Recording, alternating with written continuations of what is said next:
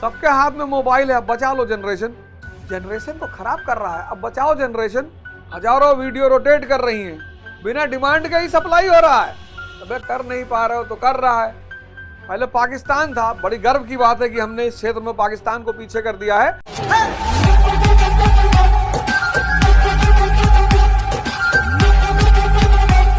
ये सारा ब्रह्मांड के तुम हिस्सा हो और फॉर्च्यूनर पे लिखा है चल रहे हो महाकाल। अज्ञानी जो है, अज्ञानी वो जानता ही नहीं वो क्या है, बस यही उसका कष्ट है और कोई कष्ट नहीं है। तत्व दर्शन की दुर्लभता। अब सवाल उठा कि ये दुर्लभ क्यों है, कोई तो रीजन होगा। सबको क्यों नहीं मिल जा रहा है और क्या आंसर भगवान कृष्ण ने इसमें दिया। अगर आप ये बात मेरी समझ गए आज, और इतने संत महात्मा महाराज जी के साथ 24 घंटा रहते हैं, ईर्ष्या है उनके अंदर, क्रोध है उनके अंदर, बुराई है दूसरे के लिए। संसारियों को है, समझ में आता है। सन्यासियों को, वो भी जो भगवान के साथ रह रहा हो, जब तक मन जिंदा होगा तब तक ईर्ष्या होगा, क्रोध होगा, मोह होगा, लोभ होगा। नहीं तो ये गीता हम पढ़ाते, ये उनकी असीम कृपा है। जब छत्तीसगढ़ में मैं उनसे मिला और उन्होंने कहा गीता स्वामी, भाई आदमी से कहा जाता है कि भाई तुम्हारी पत्नी ही में भी ईश्वर है, तुम्हारी पत्नी ही ईश्वर है, तुम्हारा पति ही ईश्वर है, पति परमेश्वर, उस कॉन्सेप्ट पर भी आएंगे। जब तक वो अरूप दिखाई नहीं पड़ेगा यहां से, और फिर जब वो दिखेगा तब वो सब में दिखेगा। मेटाफिजिक्स एक अलग विज्ञान ही है। किसने देखा? तत्वदर्शियों ने। सबने तो देखा ही नहीं, राजा जनक ने देखा। अब इसका कोई क्राइटेरिया नहीं कि जो घर छोड़ देगा वही देखेगा। राजा जनक ने भी देखा, राजा है, राजा है। बहुत लोग कंफ्यूज हो गए कि जो भगवान को खोजने चलेगा वो इसको संसार छोड़ के जाओगे कहां? मछली तो समंदर छोड़ सकती है पर इंसान परमात्मा को नहीं छोड़ सकता, क्योंकि इस पूरा ब्रह्मांड में उसके सिवा कुछ है ही नहीं। मछली तो पानी छोड़ सकती है। यही तो अध्यात्म की सबसे बड़ी समस्या है कि आप इस व्यक्ति को ईश्वर से बाहर नहीं निकाल सकते, परमात्मा से बाहर नहीं निकाल सकते। कि एक बार परमात्मा से बाहर निकाल लिया, वो तड़पे तो उसे पता चले कि परमात्मा क्या है। धंधा बात करता है, नंबर 1 पर है भारत पॉर्न साइट वॉच करने में। पहले पाकिस्तान था, बड़ी गर्व की बात है कि हमने इस क्षेत्र में पाकिस्तान को पीछे कर दिया है। पहले पाकिस्तान था, भारत है पॉर्न साइट वॉच करने में नंबर 1 पे। और अगर किसी से पब्लिकली पूछ लो कि भैया ब्लू फिल्म देखते हो, तो नाराज, बदतमीजी वाली बात मत करिए, तुरंत नाराज हो जाएगा। और 90% लोगों ने अपने मोबाइल में, अपने लैपटॉप में एक अलग फाइल बना रखी, बड़े यूनिक नेम से, महाभारत। कोई तो देख रहा होगा ना, कितना प्रवचन चारों तरफ चल रहा है, कथा चल रही, लेकिन चलती रहना चाहिए, अच्छी बात है, उसका मैं विरोध नहीं करता। कम से कम ये जो हमारे कथावाचक हैं, ये पॉजिटिविटी ही तो फैला रहे हैं। जितने लोग इस धरती पे पॉजिटिविटी फैला रहे हैं, लोगों को हंसा रहे हैं, उन सब का सपोर्ट किया जाना चाहिए। जितने लाफ्टर शोज चल रहे हैं, बहुत अच्छा, कम से कम आदमी बैठकर हंस तो लेता है। स्वामी अनिरुद्धाचार्य हैं, मैं एक बार उनकी एक क्लिप किसी ने मुझे भेजी, उन्होंने कहा कि हजारों लोगों ने मेरे आवाहन पर शराब छोड़ी। कितनी बड़ी बात है। गाय के गोबर की वो महिमा बता रहे थे, बिना आरएनडी किए हुए लोग उनके साथ बैठ गए, उनके ऊपर हमला करने लगे, उनसे झगड़ा करने लगे। आप उस आदमी का योगदान देखिए समाज में। आप शराब पीते, बहुत अच्छी बात है, एकदम सही बात है, कोई कुछ खाता पीता उसका विरोध नहीं किया जाना चाहिए।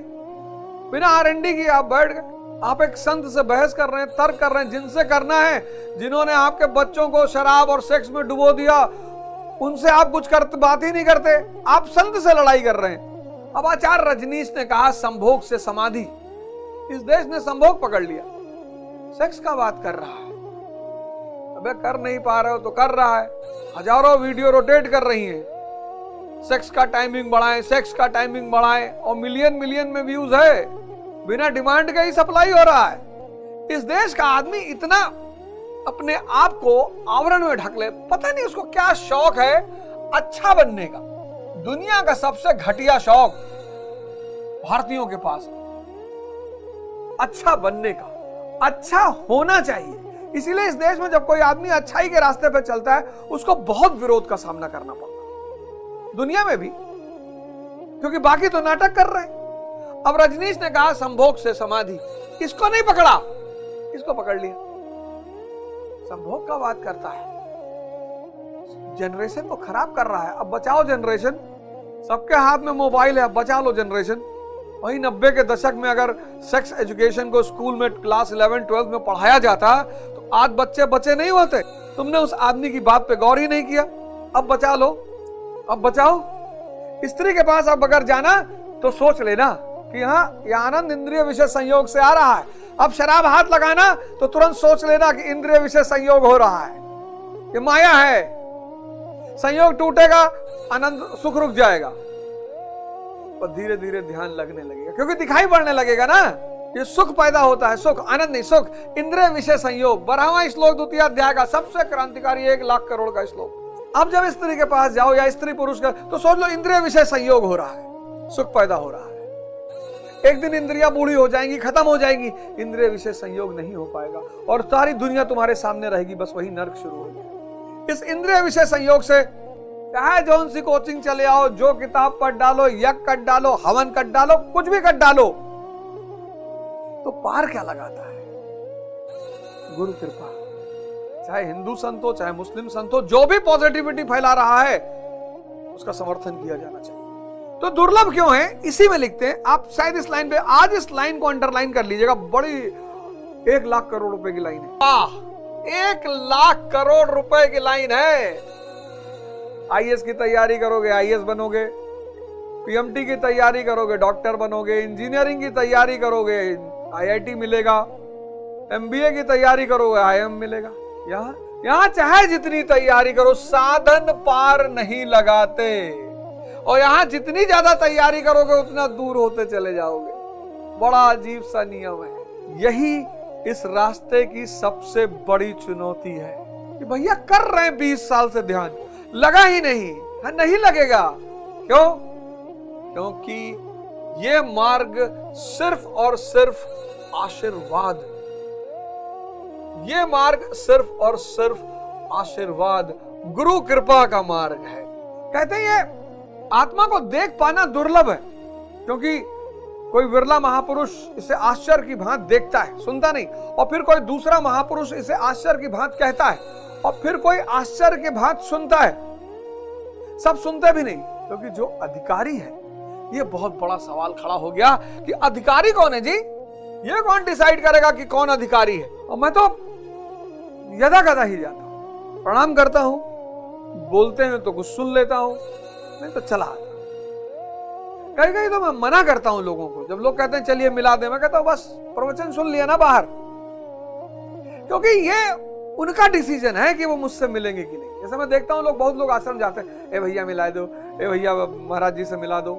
पता है उनको कौन कौन आया है बाहर, सब पता है कौन बाहर बैठा हुआ है, कौन किस उद्देश्य से आया है, किसको क्या चाहिए, कौन किस भाव से आया है। एक मोमबत्ती ही दूसरे मोमबत्ती को जला सकती है। मोमबत्ती खड़ी है 25 साल से, कह रही साहब हमारे अंदर आग ही नहीं जल रहा है। कोई दूसरी जलती हुई मोमबत्ती कृपा करके तुम्हारे करीब आएगी, तभी तुम्हारे अंदर रोशनी होगी। सारा समंदर स्याही बन जाए, सारे पेड़ कलम बन जाएं, और मैं गुरु की महिमा लिखूं, गुरु गुण लिखा न जाए। ये जो आप आते हो ना दुनिया मांगने, दुनिया आप कमाओ ना, आपको कौन रोका? आप पैसा कमाओ, गाड़ी बनाओ, एमपी के इलेक्शन लड़ो। वहां लोग जाते हैं, पूरे इलेक्शन के टाइम जब टिकट मांगने का समय था, मैं आश्रम नहीं गया। टिकट दिलाना उनका काम नहीं है, शादी करवाना उनका काम नहीं, बच्चे पैदा कर, ये सब उनका काम नहीं। उनका काम सिर्फ इतना है, बल बुद्धि विद्या देव मोहि हरहु कलेश विकार। हमको 3 चीज दे दो, बल दे दो, बुद्धि दे दो, विद्या दे दो, हम समझ लेंगे बाकी।